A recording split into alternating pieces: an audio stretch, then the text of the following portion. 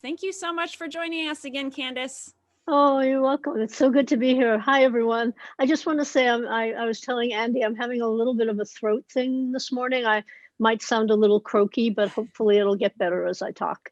Thank So, you. And well, we can yeah, always take water breaks or whatever you need to do. So good. awesome. Well, it's good to see you again, Candace. It's been a little while since we've had you here at AVAIYA, and I'm so excited to be talking about this topic today. So what is self-respect exactly, and how do you differentiate that from self-esteem? Yeah. Um, it's such an important issue. It's such an important, to me, self-respect is the most important thing we either have or don't have. So, you know, the difference between self-esteem and self-respect is a really important thing too. And most people like to talk about self-esteem.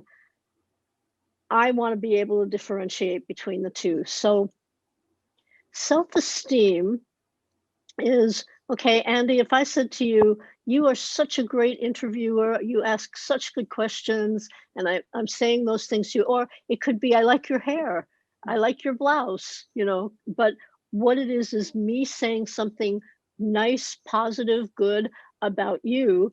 It's coming from me to you. So it's coming from the outside in. That self esteem comes from the outside world into us.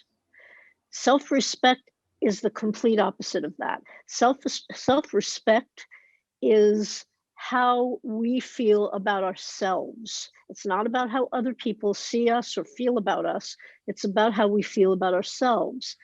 So many people who are codependent, who are people pleasers, have this voice in their heads, don't we?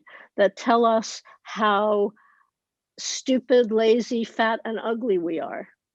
Those are the usual suspects. So we tell ourselves these things. We have this litany of really awful stuff about ourselves. And when we wake up in the morning, especially if you've got an addict in your life who's causing a lot of difficulty and you're being codependent with the addict because you don't know what else to do, when you wake up at 3 o'clock in the morning, if you've even slept, right?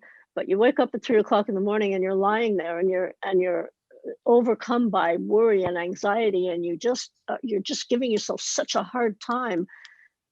That's going to contribute to very low self-respect. Self-respect is about how you feel about yourself, caring enough about yourself to do what it takes to develop your self-respect so that you can live a better life. Beautiful. Yeah. Yeah. So self-respect comes from the inside out. It Hmm. comes from inside of you and then manifests out, whereas self-esteem comes from the outside in. Right. And here's the clincher. If we don't have self-respect, if our bucket is kind of empty of self-respect, I can tell you how absolutely wonderful you are over and over again. You won't take any of it in. Right. You won't believe any of it because you don't believe it for yourself. Mm-hmm. Yeah. That's why it's so important. Yeah, it's so important in this topic of codependency too, since so many of us tend to want to get those accolades from outside and not generate and really tune into our own self-respect in ourselves. So like anything else you can say about like why self-respect is so important in our lives?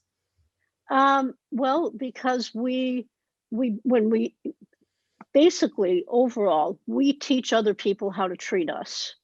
That's a Dr. Phil-ism, and I don't agree with everything Dr. Phil says, but sometimes he says really good things, and that's one of them because it's absolutely true. We teach other people how to treat us. So if we don't have our self-respect, if if we allow other people to treat us badly, say bad things to us, neglect us, abuse us, we are basically telling them it's okay for you to do that to me. Mm. Right.